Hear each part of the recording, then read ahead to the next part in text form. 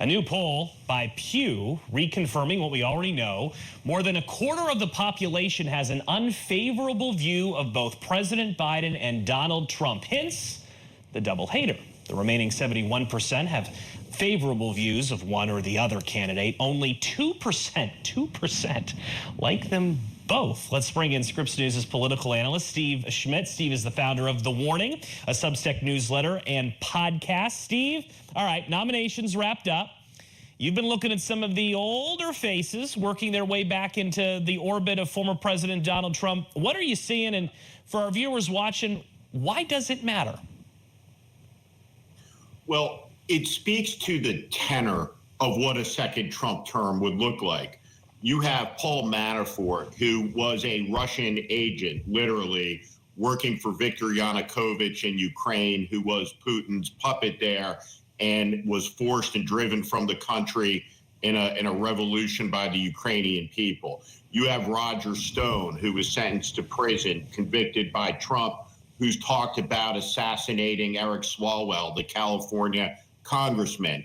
You have Corey Lewandowski, who has allegedly, reportedly assaulted multiple women multiple times and has been repeatedly fired from Trump organizations only to come back.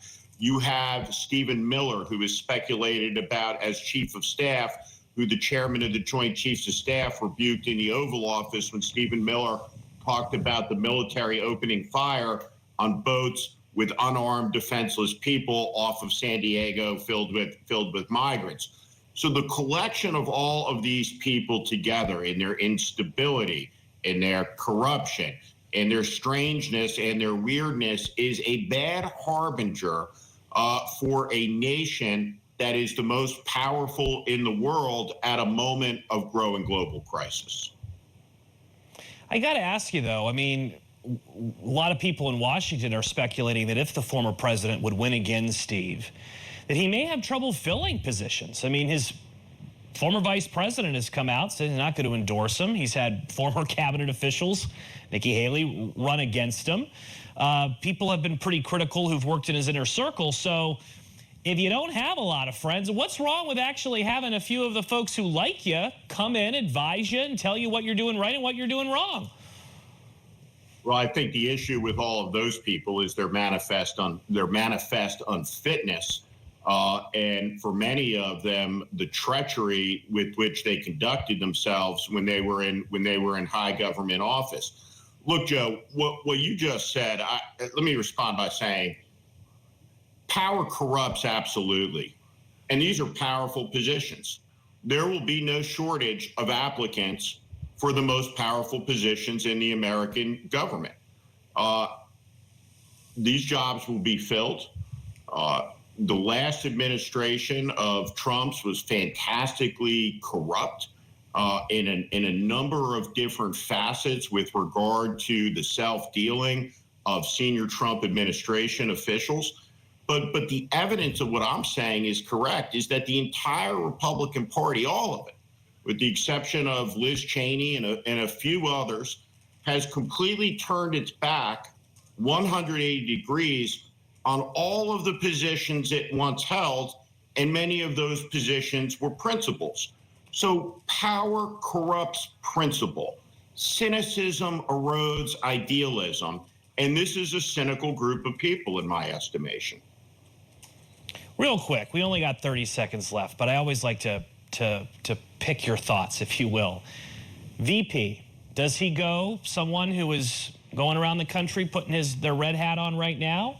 Or can he convince somebody? You said that he can do it. You said maybe he can convince somebody, a moderate that may appear to a suburban voter in Maricopa County, Arizona, for instance. No moderate will serve on Donald Trump's ticket as his running mate because it is not a moderate proposition. Donald Trump is calling for violence in the country. He is talking about retribution.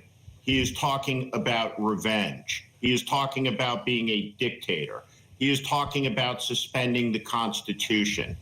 These are abnormal musings for a presidential candidate, and he will attract one of a handful of governors Sarah Huckabee Sanders, Kristi Noem, to the list.